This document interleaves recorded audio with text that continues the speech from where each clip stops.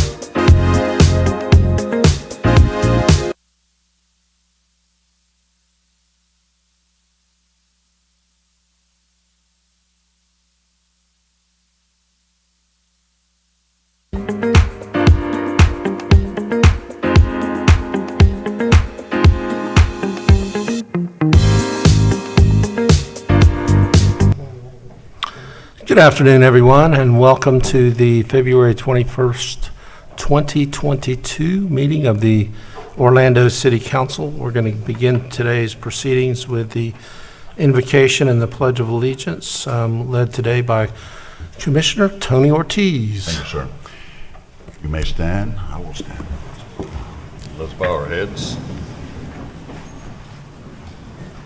The Almighty God, we thank you for all your blessings, for being able to wake up in the morning and breathe, for our families and friends, and especially for allowing us to live and serve in the greatest city in the world, the city of Orlando.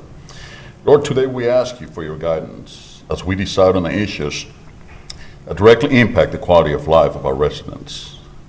Please listen to our prayers as we ask you for unity, tolerance, and collaboration during these times when it seems as if the world is coming apart.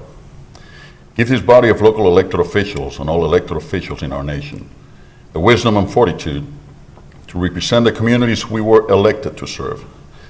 Last but not least, we ask you for your protection. This nation was founded with it and couldn't do without it. We ask you all this in the name of Jesus Christ our Lord. Amen. Amen. Pledge allegiance to the flag of the United States of America and to the republic for which it stands, one nation, under God, indivisible, with liberty and justice for all.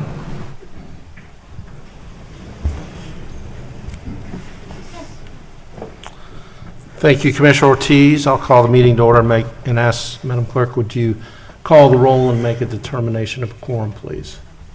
Commissioner Gray? Here. Commissioner Ortiz? here. Commissioner Stewart? Here. Commissioner Sheehan? Here. Commissioner Hill? Here. Commissioner Burns? Here. Mayor Dyer? Here. Mayor, we have a quorum with all members present. Thank you, Madam Clerk. Let's, first order of business, take up for consideration the meeting minutes from the agenda review and city council meetings of February 7th, 2022. Motion by Commissioner Ortiz, second by Commissioner Stewart. All in favor indicate so by saying aye. Aye. Those opposed, motion carries.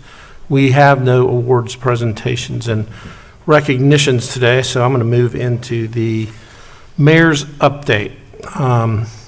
First, a bit of sad news. We are sad to announce the passing of Mr. Lynn Nicholson.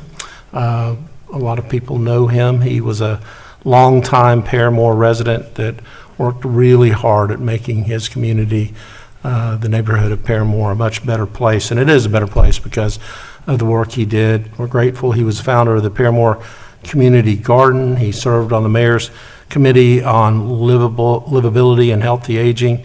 He was involved in the Paramore Community Engagement Council, and he was an advocate to the city for his neighbors and his neighborhood. He was always encouraging others to get involved, so there's no denying that his legacy will live on in Paramore, and we send our condolences to his family and friends who gather tomorrow to celebrate his life. And if we could, let's just take a moment of silence.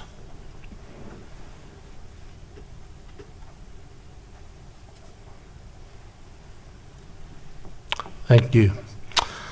So we are in the redistricting process. Every 10 years, we count the number of residents that we have in the city of Orlando, and then we divide them pretty equally among 6 different commission districts.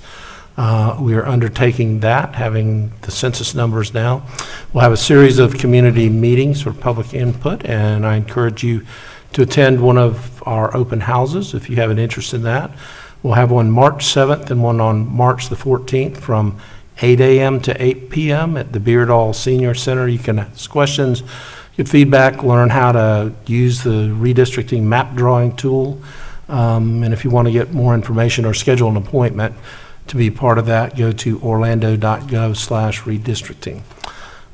It is hard to believe, but we are coming up on the marking 2 years that we have been dealing with COVID. About this time 2 years ago, we had no idea what was about to hit us, and a couple of weeks later, we ended up having to close everything down on St. Patrick's Day, closed all the bars here. The NBA and Disney had announced they were closing at that point. So as we mark the 2 years, I just want to remind everybody that the best way to protect ourselves is to get the vaccine, get the second vaccine, and then get a boost. And I've done all 3 of those. And I contracted COVID after having done all 3 of those. And I'm not sure that I would have known I had COVID had I not done the test. But I think that is certainly because I got the vaccine and got boosted. There might have been a different outcome. And we still have people dying in Florida around the country. So I encourage you to continue to be vigilant and get vaccinated. Okay, a couple things I want to talk about that are on the agenda. As I mentioned, we continue to be impacted by the pandemic, but there is money that we've received from the federal government that we are responding to COVID-19 with, and this includes 5 funding agreements of nearly $850,000 to partner agencies that care for our most vulnerable population and those that are experiencing homelessness. So we're grateful for those partners that make sure that everybody has a safe place to sleep and their basic needs of food, clothing, and hygiene met.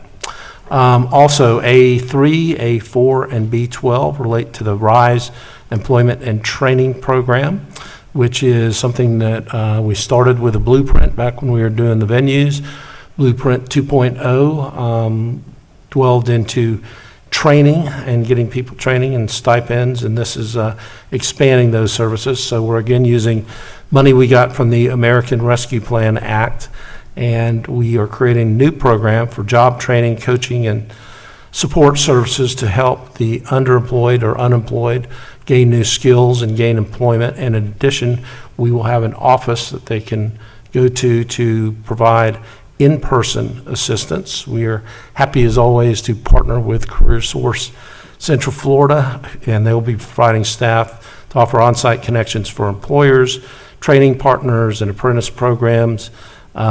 We partnered originally with the Florida Urban League for Blueprint 2.0, so thank you for that. And Commissioner Hill, I want to thank you for your leadership in all of those programs, and especially this. Pam Neighbors, the president and CEO, and Cliff Marvin, the director of public affairs with Career Source, are here. Would you guys stand and let us thank you for your partnership?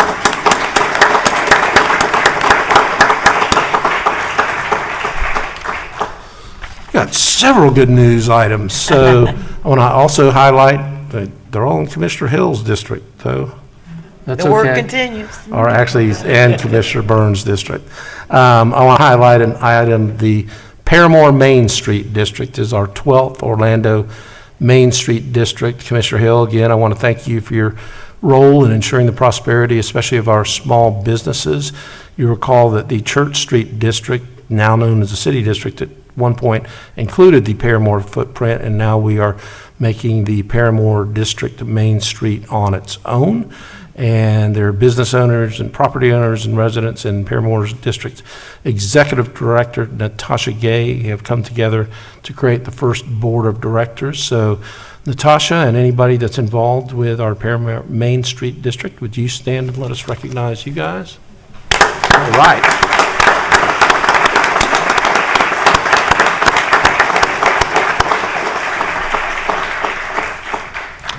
And then finally, another program that we originated a few years ago, but are just getting better and better with, is our My Brother's Keeper program, which is part of our ongoing equity efforts, and we're working to connect Orlando's boys and young men of color with mentoring and support to help them improve academically and increase their employment opportunities.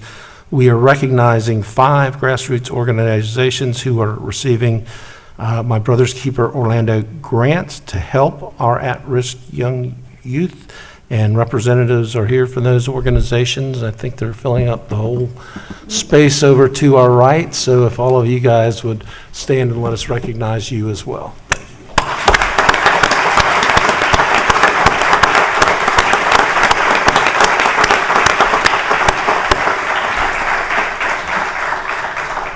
It's always nice to have good news items to put out there, helping lots of people.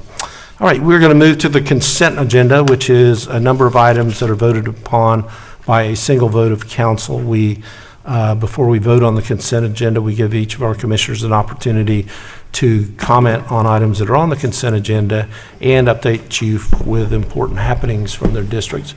We rotate the order that we do that, and Commissioner Ortiz is first up today. Thank you, Mayor. Let me start by convey our condolences to the family of Mr. Tom Cooper, who also we lost last week.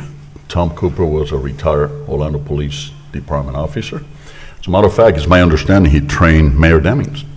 Back in the days, he was the FTO. So not too long ago, he also received an award from the Orlando Police Department, and Chief Rolon went to his house to give him the award. He was also one of the first member of Orlando, the Gateway Orlando, used to be a Cimarron Business Partnership, and also started the community garden at Englewood. So he was a leader through and through, and his loss is being felt all around in our community. So our condolences to the family. Our prayers are with them. So on Tuesday, February 8th, and Wednesday, February 9th, Commissioner Stewart and I joined hundreds of local elected officials for the Florida League of Cities Legislative Action Days, where we discussed legislations with our respective states, senators, and representatives. We also had the chance to assist to one of the committee meetings that they had, and also got to witness how the process can go terribly wrong sometimes in terms of legislations that affect our communities. That's why it's so important for our communities to get more involved, for residents of the state to see what's going on in Tallahassee, start calling those legislators and telling them, this is the way we want things to happen for our communities, not the way you want them to happen over there. You're supposed to be representing us, not dictating to us. So once again, Commissioner Stewart, it was a great time over there too, and we got to see some of the our delegation, and let me rephrase all that I said by saying that our delegation up in Tallahassee, they're good people. They're doing good for us. Let me make that clear. I don't want people to think that they're messing us up here. So they're doing a good job. So anyhow, on Friday, February 11th and Friday, February the 18th, my team and I visited Johnson Manors Seniors Living and El Dorado Apartments to pass out at home COVID-19 test. Since this is the month of love, we decided it would be a great way to show appreciation to our seniors.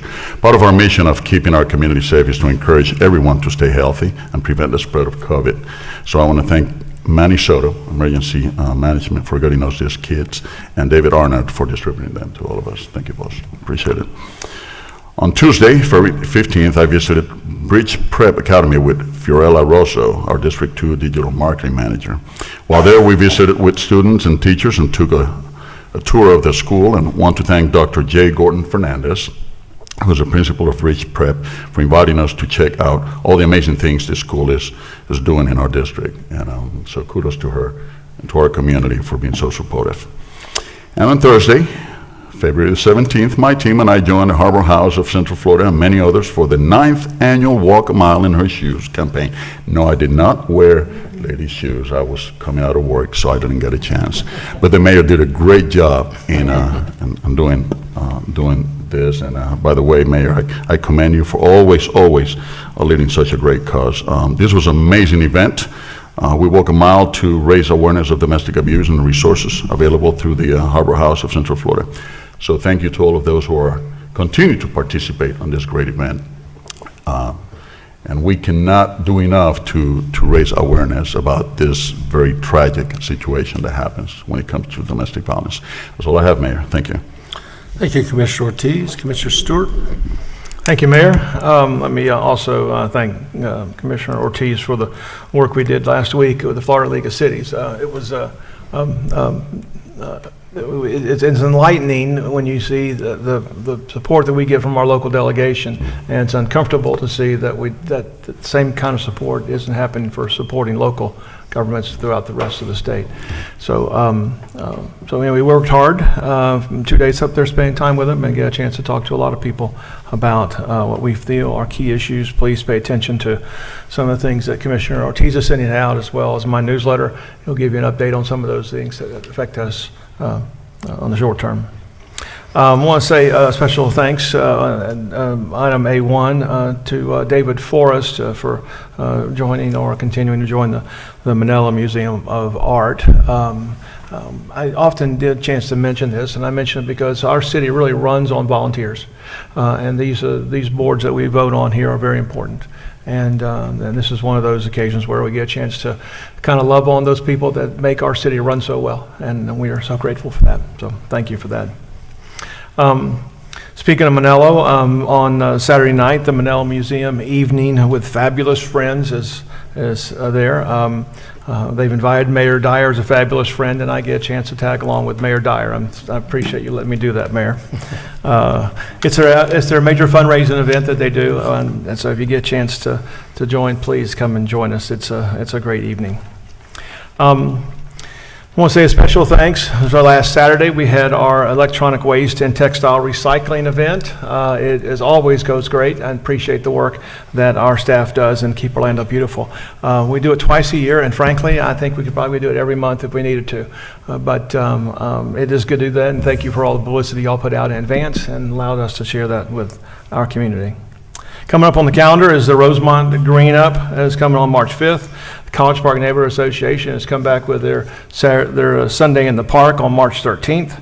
The Lou Gardens plant sale, if you haven't already started to decide how you're going to take care of your yard for the summer and spring, please go ahead and do that. That will be the 12th and the 13th. And that'll come back. And then while you're there, you'll be able to look at the Dragon's Hidden Treasure, and then come back in the evening and see what it's like. It really is a neat event over there. In the next couple of weeks, we'll be, Mayor and I will be cutting the ribbon on our new Rosemont Super Stop. I had a chance to go out there and visit with them last week.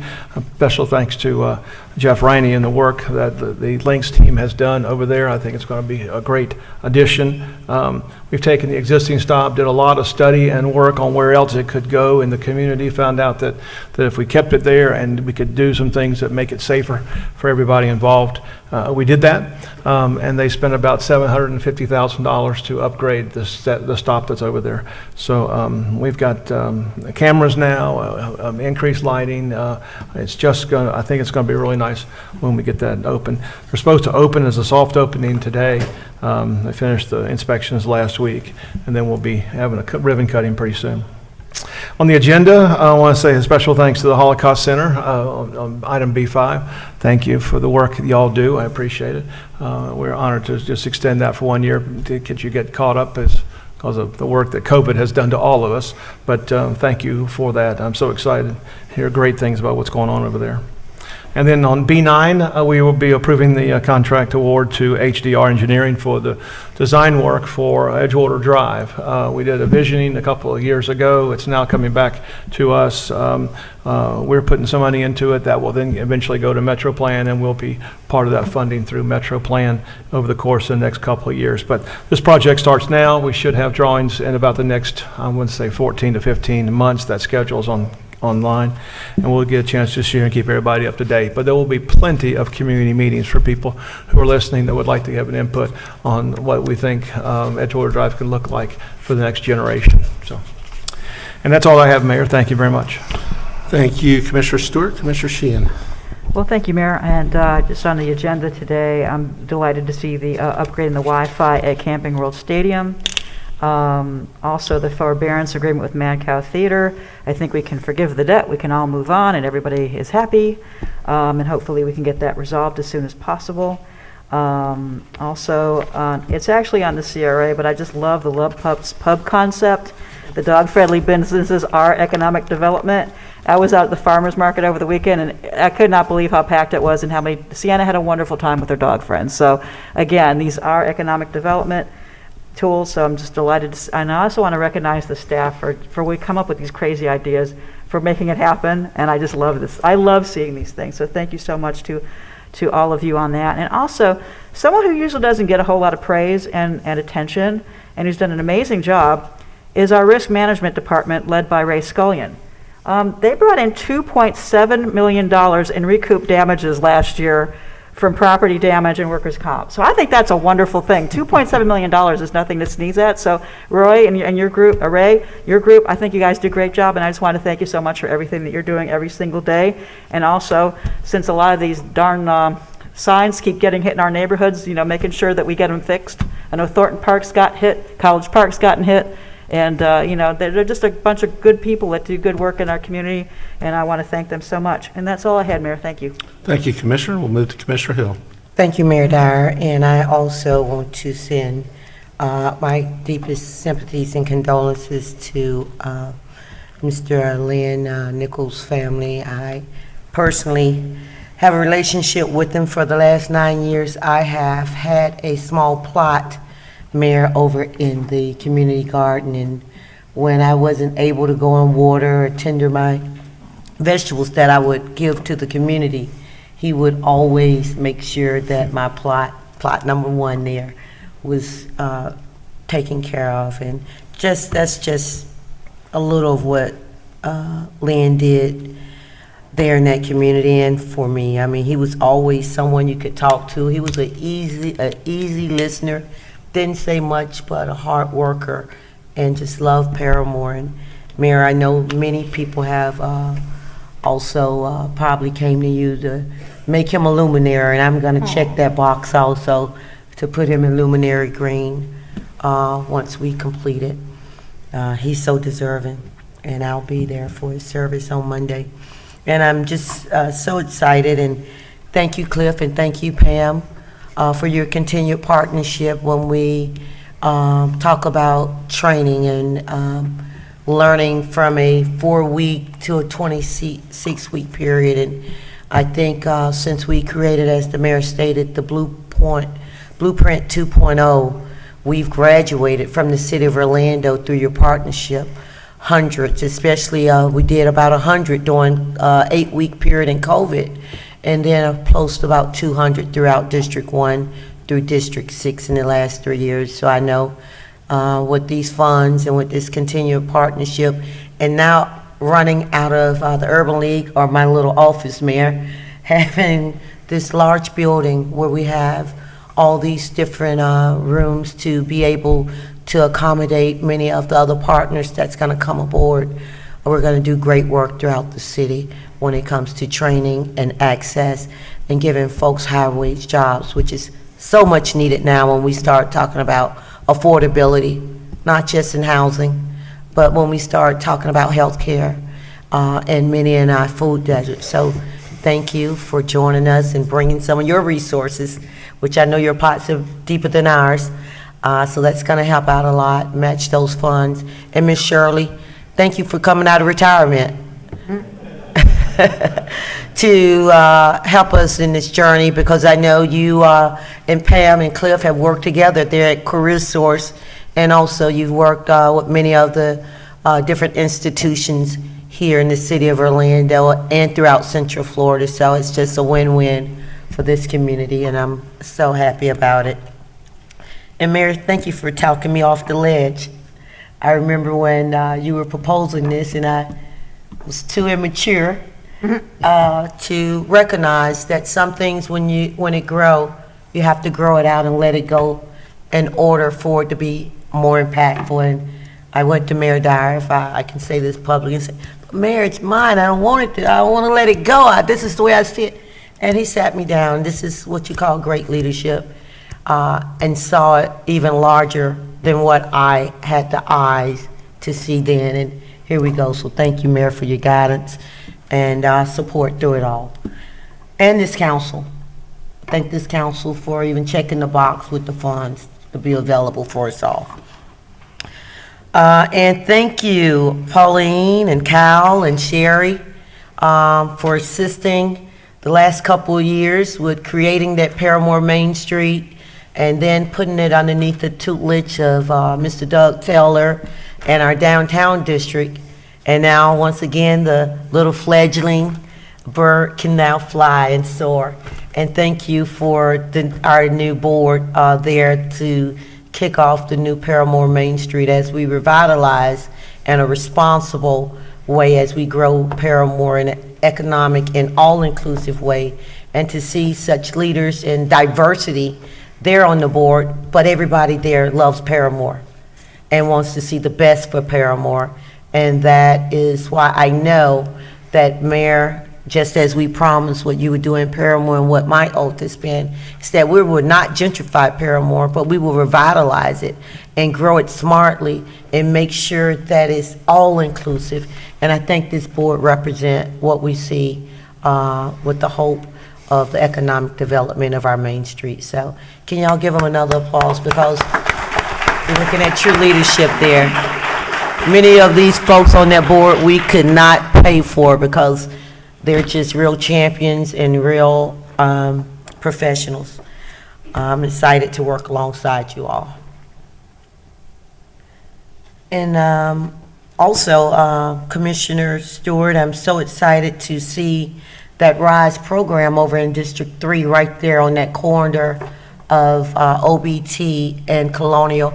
So I'd like to give a shout out to our real estate team, Tony and Lori Botts, for finding that location and taking their time to make sure it was in the perfect place, because that is where the east can meet the west. It's on a transit line that is a thoroughfare where buses continues to go.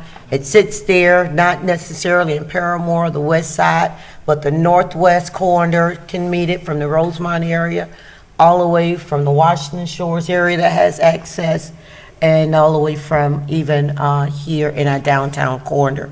So it's the perfect site. So thank you again, Lori, and for finding that site there, and right there in the District 3 outskirts of District 5 area. Into the MBK. I think Mayor started that and joined that back in 2015 at the National League of Cities. And it was only 6 of the mayors at that time throughout the nation that joined President Obama with that initiative addressing the urban core when it came to black and brown boys, with prevention and intervention to, commissioners, Latino boys. And you see, Commissioner, he always bothered with me, Mayor. I saw that eye, Tony, but I'm trying. With our Latino and African American, black and brown and Indian boys that lived in our urban core, to make sure we had resources together. But for a while, we didn't have all the funding. But here, because of this council, about a year or so ago, passed for them to have, I think, was it 1.5 million, Mayor, 2 million, I believe. $2 million, and we were able to truly kick off My Brother's Keeper and start making sure we touch the people on the ground. Not the large organizations, but the people that were really doing the work. And this is the beginning of what you see now with this case management and mental health, mentorship, life skills. Is this group here that are been on the ground doing the work, but now we're able to give them resources to really spread their tentacles. So thank you all. Before the check came, you've been doing the work. And now I'm so excited that we're able to give you some resources to continue to assist this city move those vulnerable communities forward. So thank you. Also, I was able to, what I love about the city of Orlando is the collaboration of public, private, and nonprofit partnerships. And I'm able to work with my sisters at CREW. CREW is an organization of women in real estate and architect here in the city of Orlando. And they came up with a community plan and outreach plan where they wanted to also commemorate the historic value of Paramore. And so with the assistance of Mr. Charles Hawkins and Onic, which is the owner of City View, we're going to do a 7-story mural that depict all of the great leaders. And I'm not going to be on that wall. I gave $10,000, but I won't be there because, like Luminary Green, you got to die first to be on there, and I don't plan on being on there anytime soon. But with the assistance of Advent Health sponsorship, Orlando Magic, Greenberg.org, of course, City of Orlando and others, and Orlando City Soccer, it's going to take about $100,000 to do this mural. And we're almost 60% there already. So thank you, Onic, for allowing us to have access to those walls to commemorate those great champions and trailblazers that came before us. On Saturday, February the 12th, the West Lakes District, which is our marketplace that we just put in place here in District 5, had Lover's Lane, and they showcased the new improved Lake Larned Dune that Mayor Dyer and this council, and along with other community partners, Lift Orlando and many, many others, renovated this park to the tune of $12.5 million, and now it's the jewel of the west side of Orlando.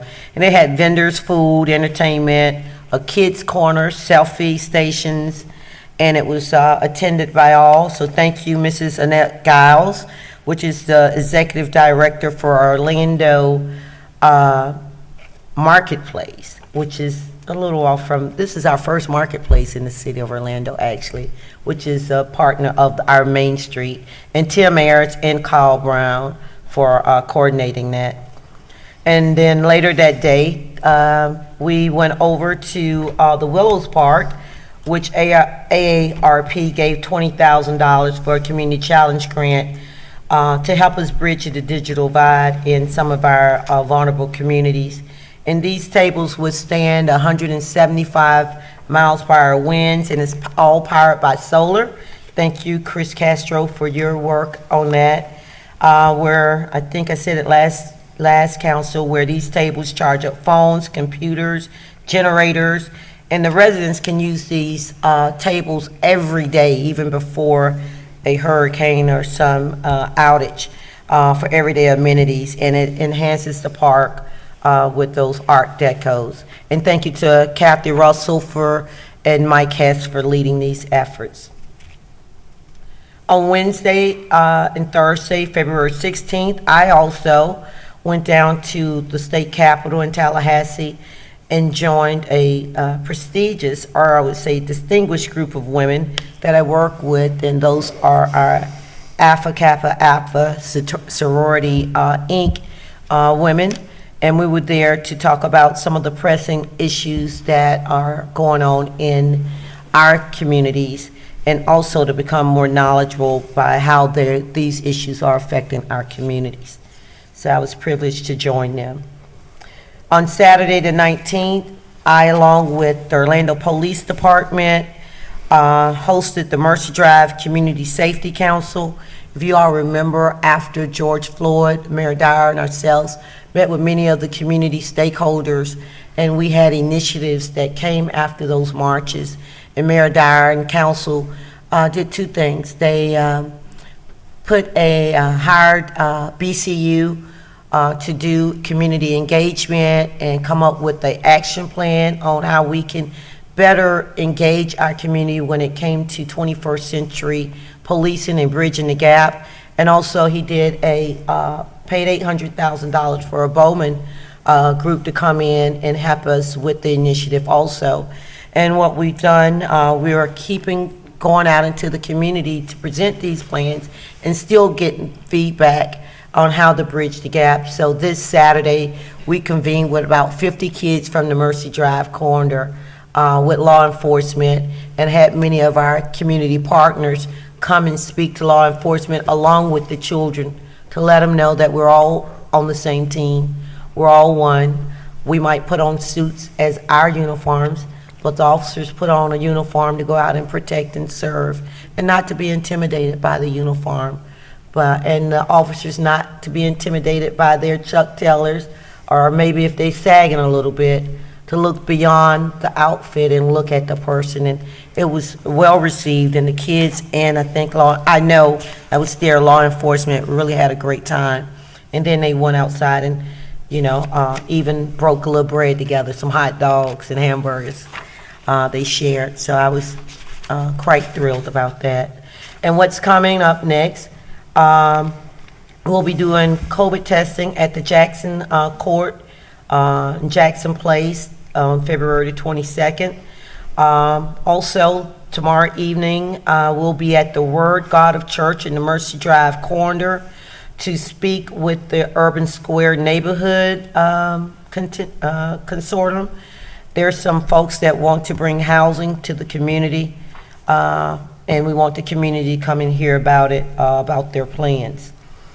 On February 23rd at 5:30 p.m., we will be having a virtual celebration, the 9th annual Black History Month, led by Mashawn Green here from City Hall in the Grand Bowl. And there's a link you can find on our city website for that. Also on February 24th, over in District 5 at the Mount Zion Missionary Baptist Church, there will be a panel discussion on what's up downtown, life in the village. And the panelists will be Mr. Thomas Chapman, our CRA director, retired former Orange County School Board member, Dr. Kathleen Gordon, and Robert Spooney, which is the pastor of Mount Zion, along with Elizabeth Thompson, which is our Director of Engagement for UCF, Downtown Valencia campus. On February 26th, we will have an update for our Senior Community Connection First event. It is where OPD has a special department where they will be going out to a resident house there in the Paramore area and doing a beautification project. Thank you, Commissioner Ortiz. I heard that your district was chosen first, but you saw such a great need for this senior that you advised OPD to go ahead and start there first. So I really appreciate your benevolence, sir.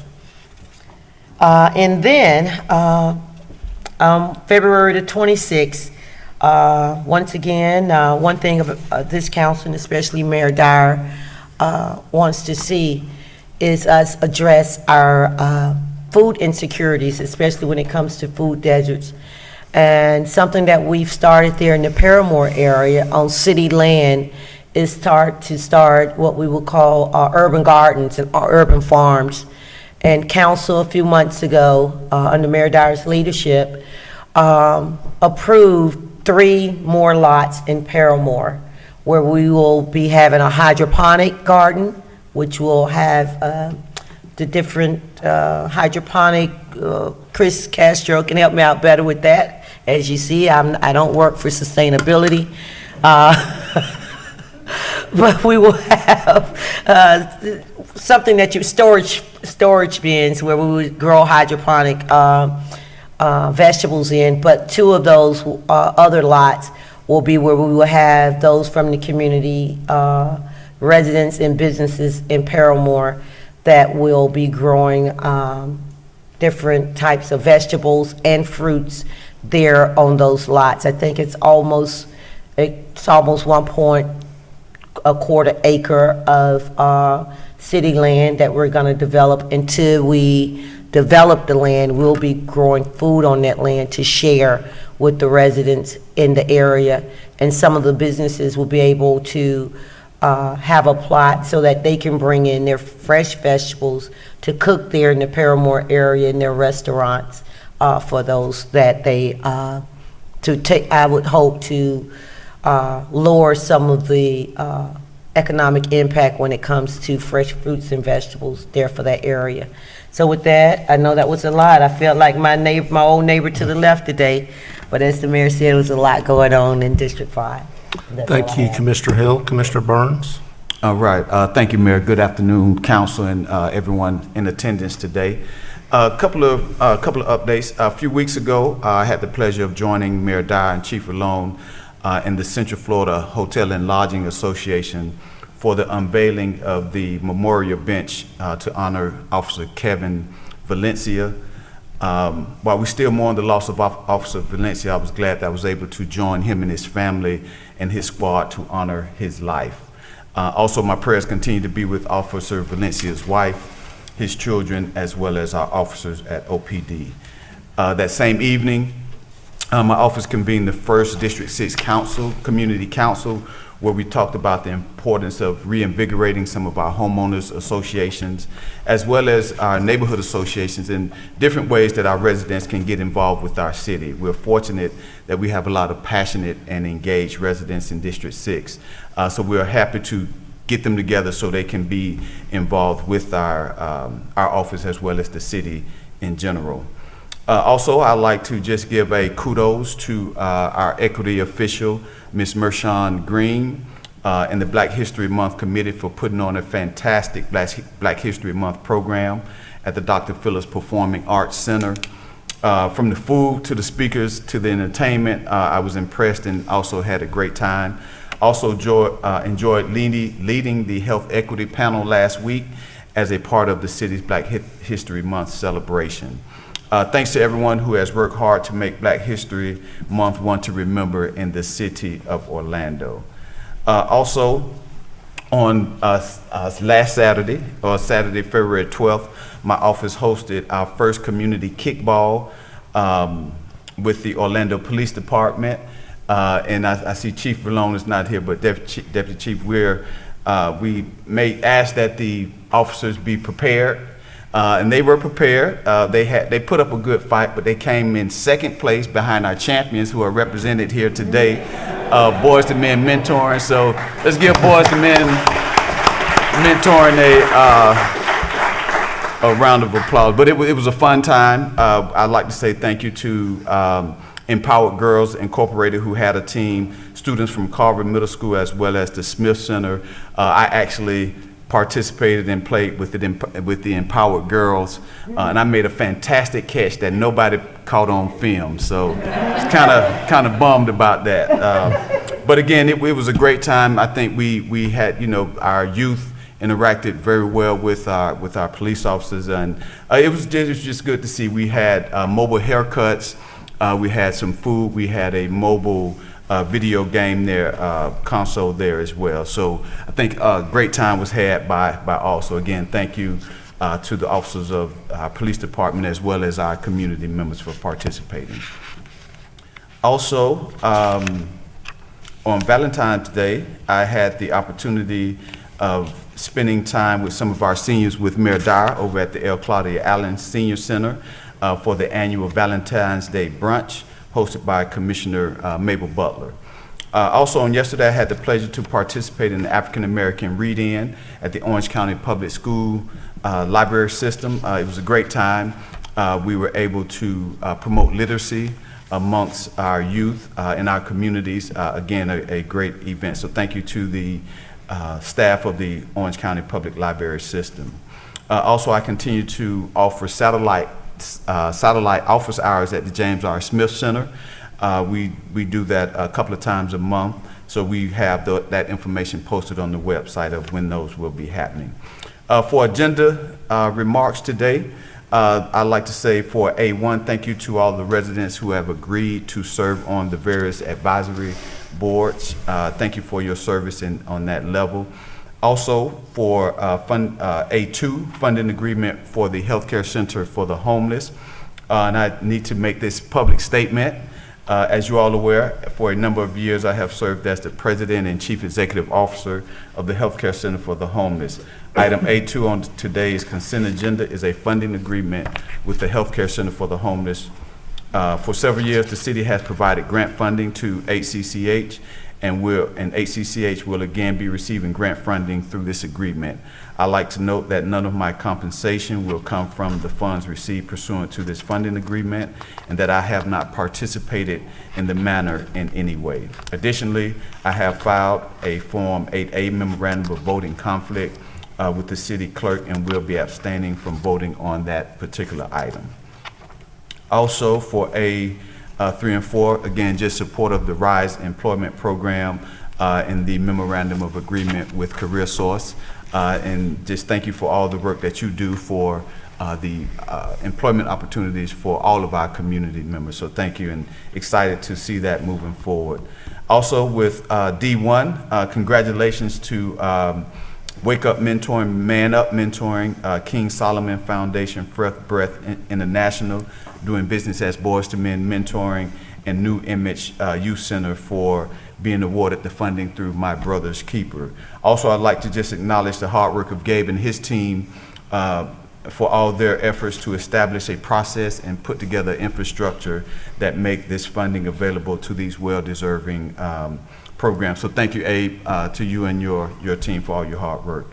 Also, for items F1 through 5, congratulations to all the nonprofits receiving CDBG funding, and thank you for all the work that you continue to do for our community members.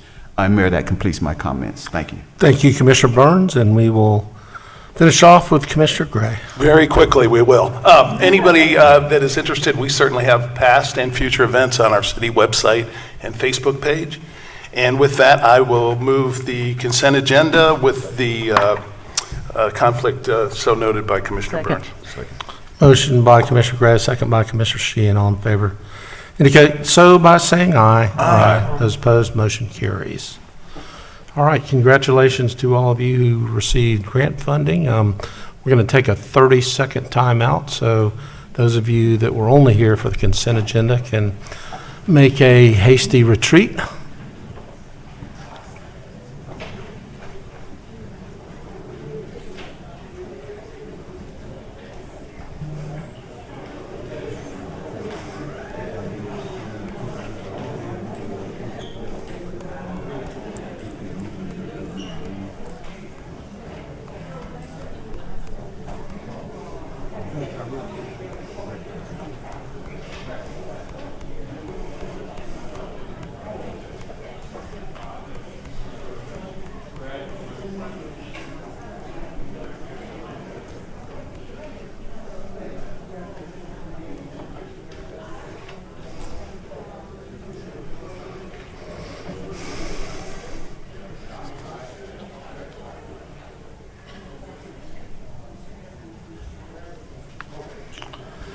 Okay, if there's no objection, we're going to recess the city council meeting and we will convene the CRA meeting.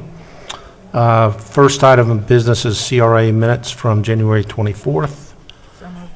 Motion by Commissioner Sheehan, Second. second by Commissioner Hill. All in favor indicate so by saying aye. Aye. Those opposed, motion carries. Okay, David, you're up for 2 and 3. Good afternoon, Mayor. Thank you, and Commissioners. So CRA item 2 is an agreement for the CRA's downtown commercial and residential building improvement program, or as we often refer to as our facade program. Commissioner Sheehan referenced this item in her earlier remarks. This specific item is for Pup's Pub. That is a dog-friendly pub that caters to our four-legged friends as well as their friends and their owners. So our program allows for up to $100,000 of assistance. It's dollar-for-dollar matching for properties within the downtown that are undergoing improvements to their facade as well as stabilization of their buildings. Specifically, this building is 317 North Orange Avenue, so it's the former Sir Speedy building in downtown, the red and white building just north of Robinson on Orlando. They are spending about $595,000 worth of improvements on their building, so therefore they do qualify for the full $100,000 in deferred loan grant funding for this program. So happy to address any questions. Questions? Is there a motion? Move it. Motion by Commissioner Sheehan, second by Commissioner Stewart. Discussion, hearing none. All in favor of the motion indicate so by saying aye. Aye. Those opposed? And so the motion carries. Number 3. Yes, thank you, Mayor. So item 3 is approving a forbearance and settlement agreement between the city, CRA, and Mad Cow Theater. This is a companion item to the item you just voted on the consent agenda, item B10. As you may recall, when the CRA provided incentive funds to 55 West, one of the components there was that we were successful in getting a lease on approximately 9,000 square feet of space for arts. So since that time, back in 2010, it was occupied by Mad Cow Theater, and the CRA contributed about $480,000 towards build-out of that space. This item, Mad Cow has paid back a fair portion of that over that period of time. There are still some outstanding debts.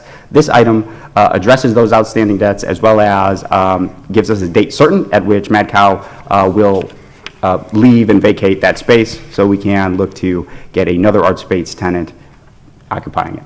So happy to address any questions. Questions? Motion? So moved. Second. Motion by Commissioner Hill, second by Commissioner Sheehan. Discussion? Hearing none. All in favor of the motion indicate so by saying aye. Aye. Those opposed, and so the motion carries. Any further business come before the CRA, David? That is all, Mayor. Then, without objection, we'll stand adjourned. We will reconvene the city council meeting. We'll move to hearings, ordinances on second reading. Madam Clerk's been waiting all day long to get her turn and reading the ordinances, so take it away, Stephanie. Number 1.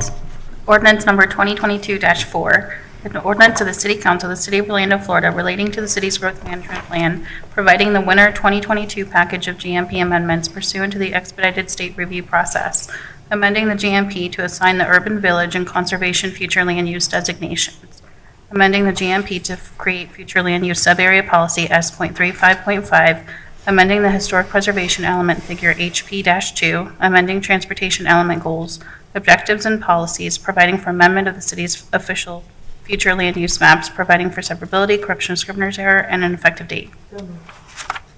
Second. Motion by Commissioner Sheehan, second by Commissioner Burns. Madam Clerk, is there anyone that's requested to testify on this matter? No, Mayor. Discussion? Hearing none, all in favor of the motion indicate so by saying aye. Aye. Those opposed? Motion carries. Number 2, Madam Clerk. Ordinance number 2022-7, an ordinance of the City Council of the City of Orlando, Florida, rezoning certain land generally located south of East Church Street, north of East Jackson Street, and east of South Bumby Avenue, comprising approximately 1.32 acres of land, more or less, from office and residential zoning district with the traditional city and aircraft noise overlay districts to the planned development zoning district with the traditional city and aircraft noise overlay districts, providing a development plan and special land development regulations of the planned development district, providing for amendment of the city's official zoning maps, providing for severability, correction of scrivener's error, permit disclaimer, and an effective date. Second. Motion by Commissioner Sheehan, second by Commissioner Hill. Madam Clerk, any testimony? No, Mayor. Discussion? Hearing none, all in favor of the motion indicate so by saying aye. Aye. Those opposed, motion carries. Number 3. Ordinance number 2022-8, an ordinance of the City Council of the City of Orlando, Florida, amending and restating the land development regulations of the South Narcoossee Warehouse Park Plan Development for certain land generally located southeast of the intersection of Lee Vista Boulevard and Narcoossee Road and comprised of approximately 9.7 acres, providing for amendment of the city's official zoning maps, providing for severability, correction of scrivener's error, permit disclaimer, and an effective date. Move to adopt. Second. Motion by Commissioner Gray, second by Commissioner Ortiz. Madam Clerk, No speakers, Mayor. discussion? Hearing none, all in favor of the motion indicate so by saying aye. Aye. Those opposed, motion carries. Number 4. Ordinance number 2022-13, an ordinance of the City Council of the City of Orlando, Florida, relating to historic preservation, designating certain real property generally located north of Cepeda Street, west of Bruton Boulevard, and east of Florence Avenue, addressed as 1502 Bruton Boulevard as an Orlando historic landmark, providing for severability, correction of scrivener's errors, and an effective date. So moved. Motion by Commissioner Burns, second by Commissioner Sheehan. Madam Clerk? No speakers, Mayor. Discussion, hearing none, all in favor of the motion indicate so by saying aye. Aye. Those opposed, motion carries. Ordinance's first reading, number 1. Ordinance number 2022-14, an ordinance of the City Council of the City of Orlando, Florida relating to home occupations, amending Chapter 58, Part 5B7 of the Land Development Code to revise the city's home occupation regulations, amending Chapter 65, Section 65.463 of the Land Development Code to delete the certificate of use exemption for home occupations, providing legislative findings, and for codification, correction of scrivener's error, severability, and an effective date. Second. Motion by Commissioner Sheehan, second by Commissioner Burns. Madam Clerk? No speakers, Mayor. Discussion, hearing none, all in favor of the motion indicate so by saying aye. Aye. Those opposed, motion carries. Okay, the next item on our agenda is a legislative appeal from a recommendation of the Municipal Planning Board, LDC 2021-10024. At its meeting on December 21st, 2021, the MPB considered a proposed amendment to Section 64.277 of the Land Development Code to update the digital billboard exchange regulations. After conducting a public hearing, the MPB recommended approval of the proposed amendment. Section 2.179 of Orlando City Code gives the appellant and city staff, I guess I should say it was appealed, each 10 minutes to discuss the matter. We'll begin with some background from Jason Burton, our city's Assistant Planning Division Manager, and then we'll hear from the appellant. Jason. Thank you, Mayor Dyer, council members. My name is Jason Burton. I'm the Assistant City Planning Division Manager.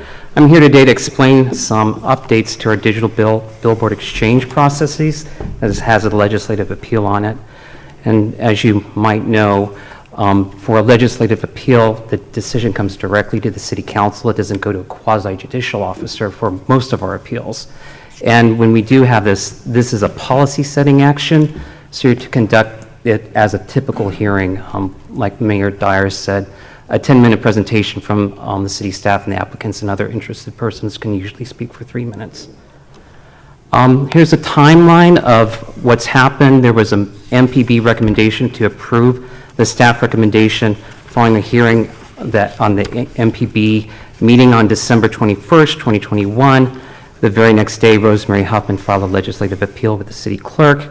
On January 6th, the staff filed a position paper that's optional that was published by the city clerk that responded to the MPB correspondence from Ms. Huffman. And of course, today we have a legislative appeal hearing with the City Council. A little bit of history on how we do digital billboard exchanges. The history is that we prohibited off-site billboards and billboards citywide in the year 2000. We also, in 2010, established a 4-to-1 ratio for a digital exchange program where you can place a digital billboard on a pre-existing location of an existing billboard with some certain criteria that I'll go over in a few seconds. In 2013, we expanded that program to include certain protected view corridors when a majority is traded from the corridor. That would include the downtown view corridor and certain local roads like Colonial Drive, Cimarron Boulevard, Kirkman Road. There's also a bonus billboard program, I affectionately call it the hit list, where we encourage billboards to be removed from Main Street areas to encourage for trade, so that ratio goes down to 3-to-1 when it involves a trade of one of those billboards, and that was passed in 2017. Here are the exchange rules that are set up. Of course, we mentioned the 40-1 ratio and a 3-to-1 in the Main Street areas. The pre-existing billboard where you're considering conversion has to be within 1,500 feet or greater than 1,500 feet from an existing billboard, whether it's static or electronic, or 1,000 feet across a limited access road like Interstate 4 or an expressway, such as the 408. The main thing about uses that are incompatible with these digital billboards are residential properties in historic districts, so there's a requirement that they be 400 feet from residential properties that could be within any kind of a district. It could be a mixed-use district, apartment complex, or even a high-rise, and also 100 feet from a hotel or motel. and of course, 400 feet from a historic district itself. Like we mentioned, it has to be on a limited access highway or designated state arterial roadway, such as Colonial Drive, Cimarron Boulevard, or Kirkman Road. They must be located within non-residential zoning districts, such as our industrial activity center and mixed-use corridor districts. There are operational requirements for digital billboards. We have an 8-second rule so they don't cause over distraction to drivers, and certain light requirements. They are limited to 0.3-foot candles over the ambient lighting of the surrounding area and required to have sensors and such. To date, we've been rather successful exchanging billboards compared to most cities. We've reduced overall the 20% overall reduction of static billboards throughout the city. There's a chart on the left here that explains how many electronic billboards have been installed, how many faces have been traded with actual billboards, and how many static billboards are remaining. Over 20% of the electronic billboard exchanges required some sort of variance. And since the appeal, you have approved an additional variance in the last meeting of council in January. The proposal, or the staff proposal, is to modify the required separation, to reduce the separation from 1,500 feet to 1,000 feet between billboards for that pre-existing billboard so that it can be converted to electronic. As they exchange, the proposed electronic billboard has to be separated that way in order to count. It's an adequate distance so no two signs are in the same vicinity, reduces the variance request, increases the predictability, and also complies with state law minimums because the state requires 1,000 feet for limited access roads and none for local roads, yet we're choosing to use that distance separation on our local roads that are designated state arterials. Also, across limited access roadways, we're eliminating the distance requirement on opposite sides of the road, similar to how state law treats it. The reason to do these two things, it's very desirable for us to trade in billboards in areas that are close to residential, but when the state allows it and the city does not, we get into a situation where we're not being consistent across all the laws that are applicable, and that can be problematic. And as you know, you've supported variances in the past to these two development standards. There's also some exchange enhancements that are being proposed, but probably are not before you or part of the appellant's issues. There's a conditional use permit proposal for relocation on site to allow for redevelopment. It's currently allowed on downtown projects and also allowed during the cure process for eminent domain issues, and we're wishing to expand that citywide. Additionally, we're updating the incentive billboard list. That's those locations that are 3-to-1 ratio trades, to add the Curry Ford West and West Lakes billboard districts to that particular list.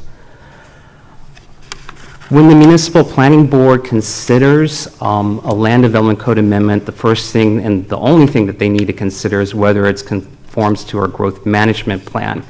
And they have to have sufficiently developed concepts to make a determination on that. And you have to also consider and find that the proposed amendment is consistent with the growth management plan. There are really two relevant design objectives that are relevant to this issue, and I'll read them for you. Throughout the planning period, in order to ensure that Orlando's scenic identity is protected, the City of Orlando shall prohibit new billboard signs and regulate existing non-conforming and replacement billboard signs as provided in the Land Development Code. And then also down below is another policy that's relevant. The city may consider billboard replacement programs in other specific areas of the city in order to reduce the overall number of billboard structures in the city and to enhance the quality of life for Orlando citizens and visitors. Other findings that you have to consider when you're considering such an ordinance is the public interest, whether the proposed amendment is consistent with the public health, safety, and welfare. The reason for this is adoption of the ordinance reduces the amount of billboards throughout the city, which is in the public interest. Further, it doesn't create any new billboard locations. Second is land use compatibility, whether the amendment would result in compatible or incompatible land uses. The current ordinance specifies separation between residential uses and historic districts and potential electronic billboards. It also provides an incentive program that creates an advantage to Main Street districts to encourage the removal from those areas. Finally, is orderly development, whether the proposed amendment will likely result in orderly or logical development patterns. The city wishes to utilize digital technology when it results in reducing overall sign clutter, and we as your staff will bring forward amendments to our sign code when we find new technologies that are going to reduce sign clutter. So that's one finding. The next is the proposal results in a logical system for exchanging static billboards for electronic ones at existing billboard locations. It places them in zoning districts where they belong, which are activity centers, mixed use, and industrial districts with adequate buffers from residential uses in historic areas. The ordinance also includes incentives for moving them from Main Street areas.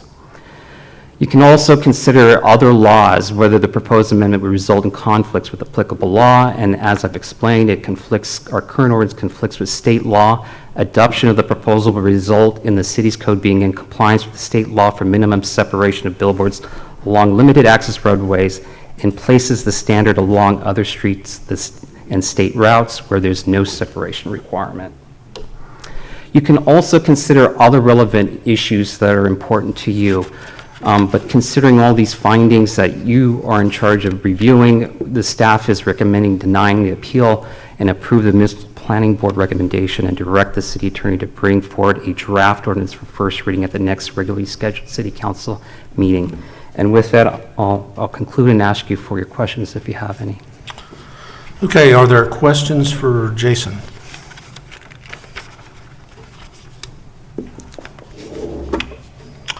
If not, then we will move on to the appellant. Representing the appellant is Christopher Turner. Mr. Turner?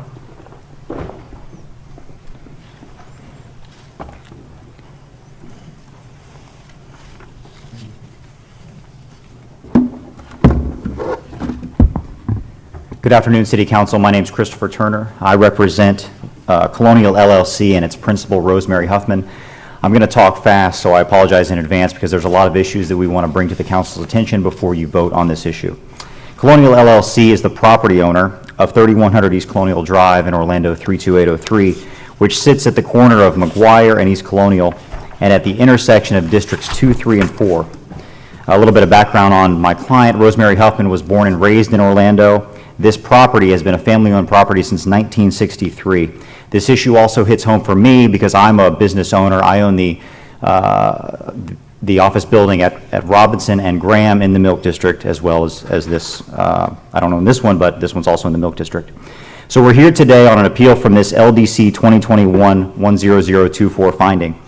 The city staff made a request to the Municipal Planning Board to amend the Land Development Code in relation to these digital billboards. We take issue with the first of the requests, which is changing the separation on these digital billboards from 1,500 to 1,000 feet. What will happen if this goes through is that the current static billboard that is on the property line at my client's neighboring business, which is a static billboard, will become a digital billboard, which will flood, we'll talk about this later, but will flood the whole area with light, including onto my client's property and this intersection. The LDC code currently reads, and you can read it for yourself, but it has a separation of 1,500 feet for other off-premises digital billboards. The city's argument before the Municipal Planning Board was that this needed to be changed to reduce the number of variances and increase predictability. This is a screenshot from part of their PowerPoint to the MPB. And to date, as far as we know, there's only been 7 variance requests in the past 8 years. The Municipal Planning Board voted 8-1 in favor of approving this agenda item, and an interesting question was asked at that meeting, which was whether or not, if this is approved, will there be more billboards on roads like East Colonial? The answer to that question is there will certainly be more digital billboards, and we think that is not in the public's interest, as we'll go through in a minute. In order to evaluate how this change will affect this intersection, we have to define what this intersection is. My client's property is located in the purple oval on the top right of the screen. This is a screenshot from the staff report, which incorrectly labels my client's property as in the downtown area. In fact, my client's property is in the Milk District, which is a part of the Main Street program as of October of 2020, which is reflected in this map.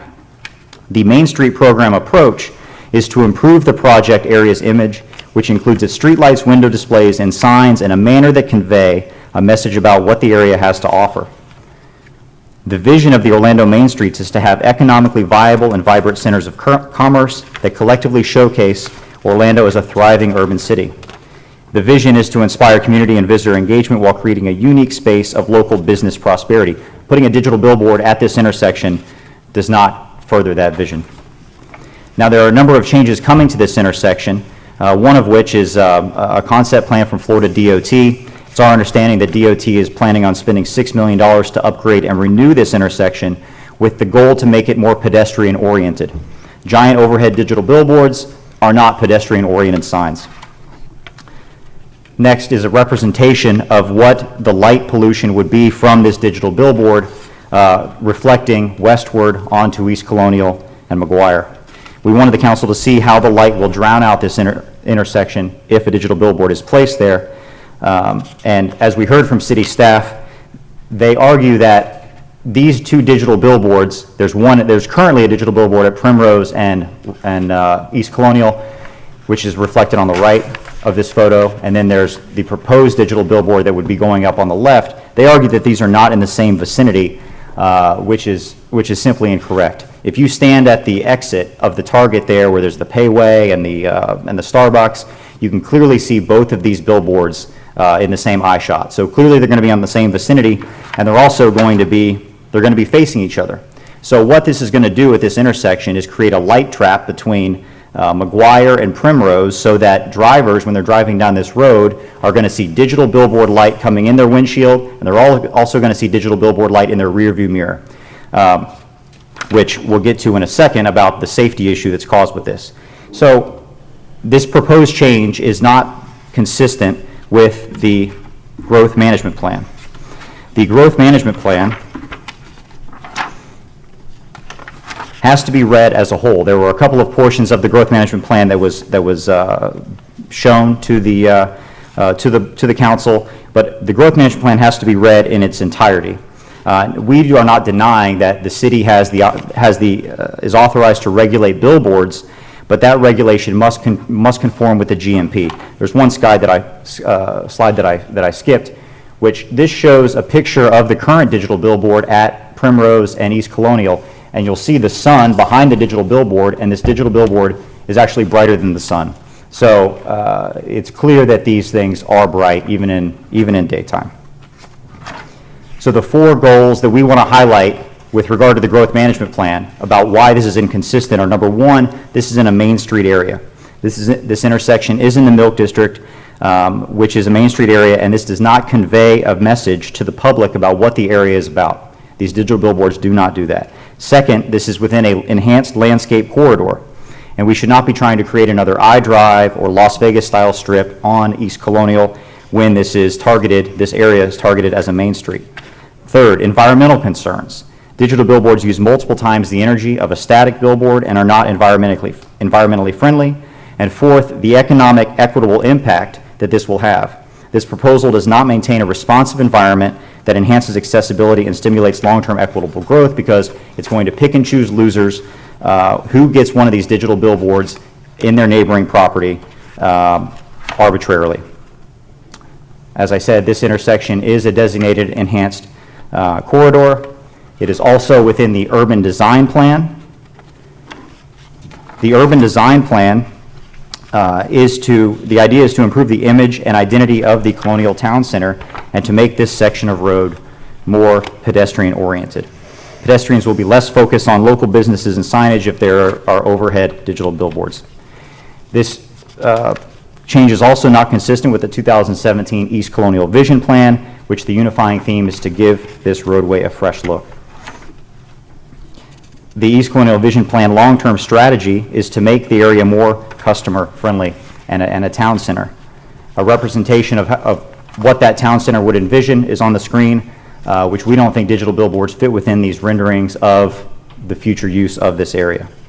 Finally, possibly most of the compelling reason to grant this appeal is the safety of the traveling public through this corridor. This amendment is not in the public interest because it will increase the number of digital billboards which are not safe because they are distracting to drivers. In 2015, a study was released by the University of Alabama and FIU where they tested the potential impact of digital billboards. They tested 7 locations in the state of Florida, 2 of which were in Orlando. The conclusion of the study was that digital billboards, that there is a 25% increase in crash rates in digital billboard influenced sites. So common sense would tell us that digital billboards are more distracting than static billboards, so the crash rates are going to increase at this intersection if this is passed. There is a better way forward. We have included a list of our proposed ideas, which my client would be happy to discuss with the City Council. I believe she is a panelist on this call somewhere. But for time's sake, I'm not going to go through all of those.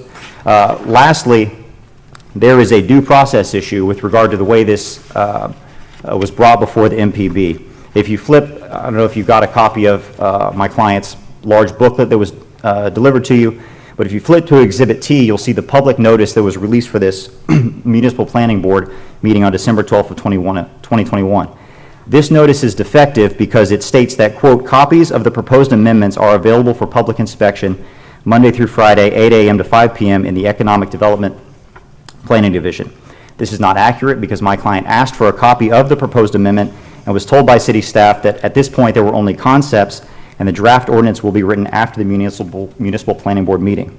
Section 65.482 of the City Code sets forth the process for reviewing and amending the LDC.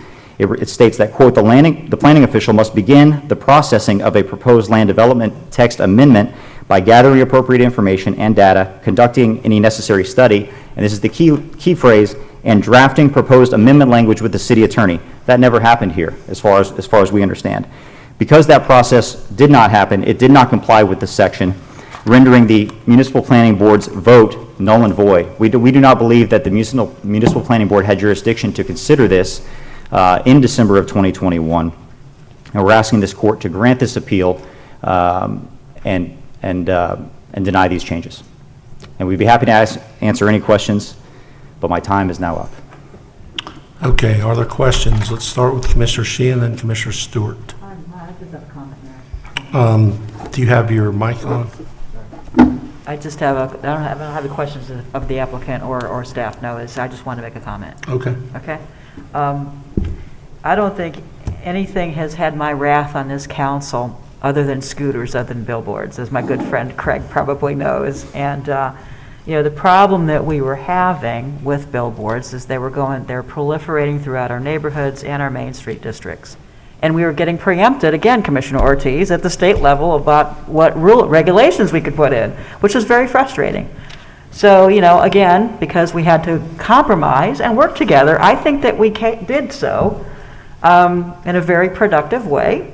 And I think that we have figured out places to put billboards, in a way that works, which is on these major arterials and things like that. And the funny thing is that when Tanya Wilder used to work for Universal, she had come to my house one day and she asked me why I was so opposed to billboards because Universal put billboards in. And I said, Tanya, look behind you. It was right by my house. So luckily we were able, not just mine though, we were able to get a lot of these billboards that were actually in our neighborhoods, out of our neighborhoods, which I appreciate. And again, the exchange program has allowed us to do that. So while I'm not a huge fan of billboards, I do understand that they have a function, and I think that they really do belong along arterials. And if we can, if we can decrease the separation required in order to get more of them out of our neighborhoods, I think that works. So again, I think it's important to work with industry, and we have done that, and I think we've come up with some good rules and regulations. And while it's always a not in my backyard situation, unfortunately, I think that that if you're going to be in a very busy, arterial like Colonial Drive, this is kind of where billboards do belong. So, Mayor, with that, that's all I had. That was my comment on this for right now. Thank you. Commissioner Stewart. Thank you, Mayor. A couple quick questions, if you don't mind. Sure. You mentioned about the billboard study at the end, where they had 2 locations in Orlando, Florida. Do you know what those locations are? Yes, sir. They are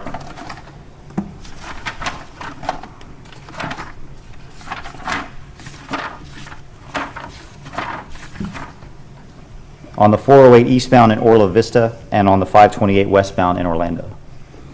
And 508 westbound? 408 eastbound through Orla Vista, and 528 westbound in Orlando. And in the packet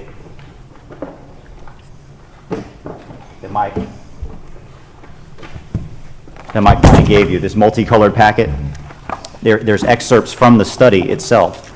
And Chapter 3 of that study was dedicated just to a study of digital billboards and crash rates in the state of Florida. I'm just trying to determine whether those are actually in the city limits. I don't know the exact location other than there's photos in the study that just describe it as 408 eastbound in Orla Vista and 528 westbound in Orlando. You would understand that if it's not in the city limits, not controlled by this council, and not controlled by this council, there may be other requirements in which they're in this Orange County that may be controlled by it. So I don't know that the ordinance issues that we have raised in digital billboards have been taken adequately into account of a study that doesn't include billboards inside the city of Orlando. Would you agree with that? Yeah, I understand your concern. The point of us citing the study was that the conclusion was that there's a 25% increase in crash rates in digital billboard influence sites. There's a 25% increase in the study area that you studied of digital billboards. Yeah, we didn't study it, but yeah, I know, I the study, understand. right. But they didn't study, but I'm telling you, didn't study the city of Orlando, and the city of Orlando had already anticipated through some industry standards to cut back some of those particular reasons why it was causing accidents throughout the country by the brightness, the animation, and those kind of issues have already been addressed in advance based upon an industry standard. So the question is, if they aren't just subject to our industry standards, then your study is just doesn't mean anything, as far as I'm concerned. The second is, you have said on 2 or 3 occasions that the billboard next to this property that belongs to the neighbor is going to become a digital billboard. What assurances do you have of that? Because they applied for a variance last year. And the variance, what happened to the variance? Clear Channel withdrew it.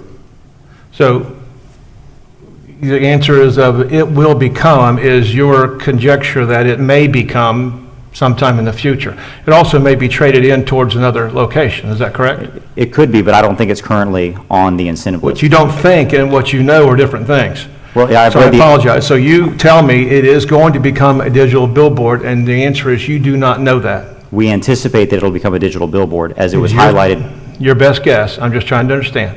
Okay, because I don't know of anybody who has actually put a contract in on converting that, nor do I know anybody who's put a contract in to go the other way either. We just don't know. So the idea is that billboard could become one of 2 things. It could become a digital and could be traded in towards another location. Is that correct?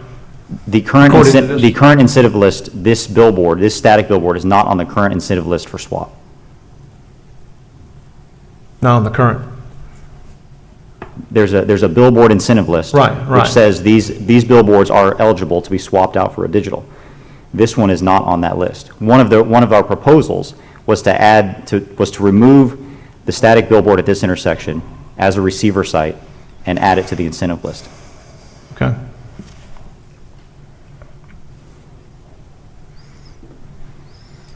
All right, one last question is, as I know you're representing one owner, what's the opinion of, if you know that, what's the opinion of your adjacent owner who actually owns the location where the billboard is? I do not know. Okay. All right, that's all the questions I have, Mayor. Thank you, Commissioner. Commissioner Ortiz. Thank you, Mayor.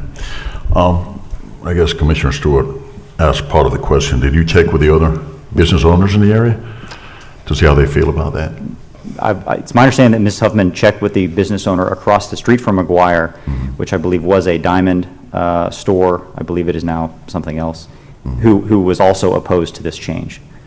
But only one business? As far as I'm aware. Okay. Did you check, because I noticed you were talking about the plans for development for the Mills District. Did you check with the board? No. Also, that's conjecture. I mean, that's something you guys Who devised this, who came up with this pamphlet, with this presentation? That was Was a planner? no, it was not a city planner? No, it was a planner, a private planner, I mean, somebody who worked for you guys? Yes, it was a group effort between the client and my office. Certified planners or No, just? not certified planners. All right, that's all I have. Thank you. Appreciate it. So are you arguing against the ordinance as drafted as a whole, or just as to the application to the specific location that you've been discussing? We are opposing the change of the 1,500 to 1,000 feet, which would Well, then, you have to in this case, because there isn't an application in for the other one, but, so you're saying as a policy, we should not adopt 1,000 feet? that is correct, because of what will happen specifically at this intersection. We haven't studied the other intersections, but specifically at this intersection, for the reasons we laid out, we don't think it's in the public interest. Oh, I'm sorry, Commissioner Gray, I didn't see you had buzzed in, Commissioner Gray. No, go ahead. Two quick questions, and you may have answered it here with that response. Did I hear you say that when this went to the municipal planning board, the location of the billboard was incorrect? No. Or did I guess I misunderstood that. No, what I said was the screenshot, and I can go back to the slide if you'd like. I've got it here. Okay, the screenshot labeled this, there was a map of Orlando, and it said downtown area, and it had my client's property in that. We take issue with this being in the downtown area. This is in the Milk District, which is the main street. That was our point. Thank you. And then maybe the mayor's question answered this. As it relates to this specific billboard, there seems to be a disconnect between Jason's comment of relatively small or minimal light impact and your screenshot that showed significant impact. So it's kind of a question to both of you. How does a layman who doesn't understand digital billboards react to just the light component at all hours? Well, 2 points. One, we showed you a picture of what the billboard, a lit billboard at Primrose and Colonial looks like with the sun behind it. And as I heard the presentation from the city, was that there are sensors that, based on the ambient light, it cannot be more than 0.3 foot candles based on the ambient light. So presumably then, as the ambient light increases, the sign, the amount of light given off by these billboard also increases. So is it your position that with that control mechanism, there should not be a light infringement on the neighbor? Would that be fair? No, we believe that there will be a light infringement, especially onto my client's property, where this billboard is directly almost on the property line. So at night, it's going to flood her property with light from the billboard. Great. And then, Mayor, that's my last question for him. I'd like Jason to address that, but maybe somebody else has some questions for him. Okay, Commissioner Hill. Thank you, Mayor. I guess I'm having a hard time, and excuse me, somewhat following the location. I hear you saying how it's going to impact the location of your client, which is on Colonial and McGuire. Is that correct? Yes. Now I'm hearing you talking about 4A, the different issues there in the county. Then you just went to the lighting on Primrose, which I know it's a little further south, correct, Primrose? And so west. how are you kind of putting all these different scenarios on different locations on how that's going to impact this particular billboard? Well, the study that we cited, that was a study based on whether areas where there's digital billboards increase car crashes. I got that. And that study says 25% increase based on their study in the state of Florida. The issue about Primrose is that, so Primrose is to the west of McGuire. The Primrose billboard faces toward McGuire, and the McGuire billboard is going to face toward Primrose. So there are going to be digital billboards, if one goes through, if it goes through, facing each other. And when you stand in the middle of those two intersections, it's clear that they are in the same vicinity. And we encourage the council to go out and look at it. I've passed by digital billboards all the time, and got quite a few over in my area and even in the Pine Hills area. I guess I'm trying to more so specifically get to, not the, as was stated, some of the thoughts or suggestions. How's it going? I'm concerned about how's it going to impact this piece of legislation, from 1,500 to 1,000 feet is going to impact your client? These The 500 feet? these two- Not the billboards, but the 500 feet? Yeah, these two billboards currently are 1,070 feet apart. So it's right within that. So if it's 1,000 feet or more for two digital billboards, which this change will do, it's currently at 1,500 feet. If we reduce that down to 1,000 feet, the digital billboard at McGuire, or the current static billboard at McGuire and Colonial will be within that separation. So, But do you realize that there has to be a change program put in place in order to do that? You just can't, they just can't put digital billboards throughout. It has to be a certain exchange in order for that digital billboard to go there. So, right. And that's why we're opposing it, because that's the way we see the direction of this particular site going, based on the prior variance request for this, to change the current For that static. site? Yes. I follow you. And there's no way to grandfather that site in, Mayor? No? Because I'm trying to find out what is the request, because it sounds as if you're coming up for the whole community. You haven't spoke to any of the other business owners. You haven't spoke to the board of directors of the Milk District. Haven't did any charrettes with any of the other folks in that corner to see how they feel about it. You and your client, to a degree respectfully, want to impose what your thoughts and not real findings are throughout that whole corridor. And I don't know if that's feasible without doing any outreach, proper outreach. But that's all I have, Mayor. Commissioner Ortiz, did you have a follow-up? Yes, since he brought up some other points. The business still, your clients, is still a install loan place? My client owns the property. I believe it's leased. Okay, because that business, you guys do loans in that corner, right? I mean, the business that place is closed at night, right? It could affect future development if Okay. So are you familiarized with SEPTED, crime prevention through environmental design? I'm sorry? Are you familiarized with SEPTED, crime prevention through environmental design? No, I'm not. One of the main, I guess, elements on SEPTED, which is to deter crime, is good lighting. So actually, this particular signage would help that particular building, providing more lighting, which brings more eyes to the business, which more attention, less opportunities to be victimized. So you may want to check on that before she goes any further. So, Okay. all right, thank you. Okay, thank you, Mr. Turner. Thank you, Council. Jason, can you address Commissioner Gray's question?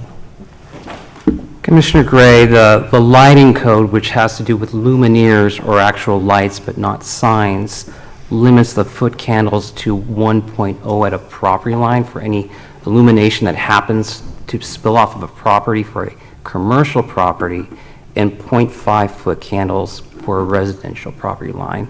With the foot candle at the ambient level at 0.3, those signs are below the ambient levels and wouldn't violate our typical lighting code standards, if you will. So that's a relative amount of lighting that would be acceptable according to the specifics in the sign code. For digital billboards, they're limited to 0.3 foot candles over the ambient lighting levels. Okay, so it's your position that this will not cause light intrusion, light pollution, or have a negative impact on her business? It wouldn't go over the amount of light intrusion that we already allow with luminaires or actual, lighting fixtures that is elsewhere in the code. So it's within the parameters that are already established. Okay. Commissioner Burns, do you have a question for Jason? Yes, thank you, Mayor. Jason, can you address, the appellant mentioned due process in the MPB's jurisdiction due to, I guess, availability of information? Can you address that?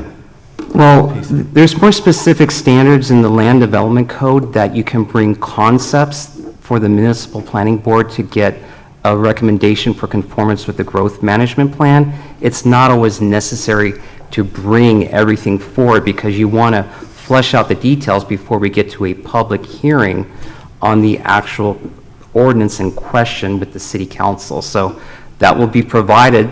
You know, you might decide today to direct staff to, include this particular billboard that they have an objection to within the incentive program for a 3-to-1 ratio.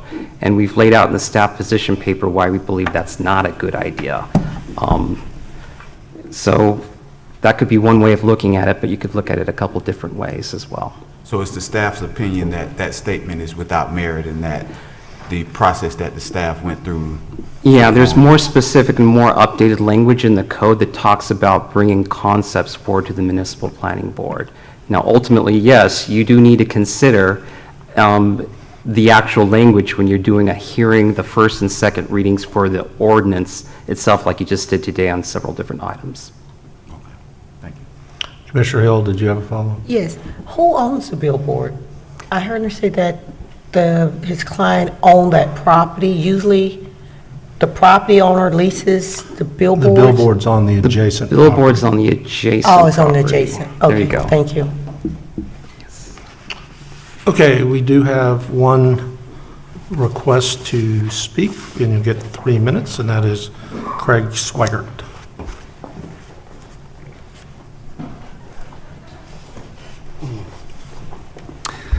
Greetings, Mayor and Commissioners. My name is Craig Swigert, 533 Old Winter Garden Road, Orlando, Florida, 32811. I'm the president of Clear Channel Outdoor here in Central Florida, and we are one of the major operators of digital billboards throughout our community. The Digital Billboard Exchange Program has been a tremendous success. The program is a true win-win for the community. It achieves the city's goals of beautification and relocation of billboards that have been there for ages. And it allows this new technology to benefit our local advertisers as well as the community, allowing us to do tons of public service ads in the community, and this product allows us to engage with the community in a wonderful way. From a safety standpoint, I just want to address that, some of the comments that were made, because what the study that you saw in what I would submit is more of an opinion piece than actual true study. There have been two major studies in our nation. First, the Virginia Tech Transportation Institute did a study in 2007 when digital billboards were kind of new to the community. Subsequently, the United States Federal Highway Administration did a study in 2012. So the FHWA, along with the Virginia Tech study, not only considered accidents, but also tracked eye movement to verify if digital billboards are distracting, because that's the thing of, does it cause accidents, is whether or not they are distracting. Both of those studies, and again, the Federal Highway Administration came out and said that there was no additional distractions that digital billboards caused from our normal traditional billboards that are lighted. Also, the pictures presented are not a true representation of our digital units. By our regulated operational standards, which Jason shared, we have automatic dimmers, which work great to ensure the brightness of our signs. They meet the surrounding ambient lighting during the daytime and nighttime. Also, the billboards shown in the presentation today face in the opposite direction. So a driver will not see both faces at the same time because you travel one way and you look forward, right? This program has been in existence for over 12 years, and we've modified it from time to time, as you saw, to keep the program growing appropriately based on the real application of what we see of the current sites. Because remember, no new billboards are being created through this program. We only can convert existing boards, and that becomes a part of the puzzle piece. So I would say is that it's been a great win-win program for both sides. I will not use the rest of my time to debate some of the misrepresentations or things that we don't agree with, but I'll make myself available for any questions, and thank you all for the partnership. Thank you, Mr. Swigert. Are there any questions for Mr. Swigert? I don't think so. Okay, the staff's recommendation. Mayor, can I ask a procedural question? Okay. This, Jason, this is to you and to Roy. Where'd Jason go? Oh. One of the recommendations from the appellant is that this particular billboard be removed or placed into a different category. Is that a issue if we choose to move to do that? Is that an issue that needs to be done now at this particular moment, or can it be done during the ordinance time? You could grant us direction to make it an incentive billboard. Our position paper is that this is in the colonial, according to the growth management plan, it's in the colonial town center in the region, in the area or vicinity of a regional mall, which is kind of the antithesis of a main street. So it's not fair to add something on this large arterial roadway and say it's essential towards the Milk District for its redevelopment. So I understand. I think there's three issues. The issue is the distance separation, which we either agree or disagree. The second issue is the brightness of that would show into the store, because if it became digital. And so therefore, the third issue is there a way, as the recommendation that they have made, to make it so that it becomes part of the exchange and not part of the digital. Now, that brings up a whole lot of other issues, but my point is procedurally, is that something that we vote on at this time, or is that something that can be altered at a later time, and we can look at the... Commissioner, you can always move to amend a ordinance when it's before you, either on first reading or second reading. I'm saying, as it will come back to us, he'll come back with the same type of language, in which case we can then amend it at that time. That's what I'm thinking. The motion would be to deny the appeal and instruct staff to bring the language forward for ordinance on first reading. correct. And just to clarify, it's eligible for exchange today, the billboard in question, but just at a 4-to-1 ratio. It's not an incentive billboard today, at 3-to-1. Good, thank you. Thank you, Mayor. Mayor, I'm concerned about taking action without the property owner being notified of this. Speak into your... I'm sorry, Mayor. My concern is that taking an action where we haven't not notified the property owner, I mean, we're opening ourselves up for a legal situation. I mean, we can't just arbitrarily say, okay, we're going to,